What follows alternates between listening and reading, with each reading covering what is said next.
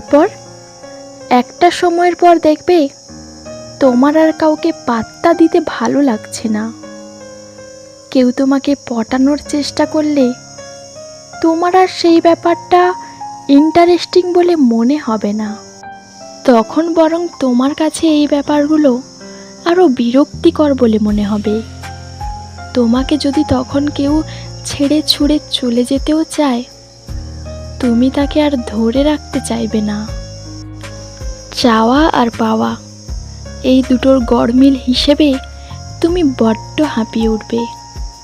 তাই কারোর চলে যাওয়া বা কারোর থেকে যাওয়া নিয়ে আগের মতো তোমার আর সেই আগ্রহটুকু থাকবে না। পরিবেশ পরিস্থিতি মানুষকে বদলে দেয়, না চাইলেও নিজেকে বদলে যেতে হয়।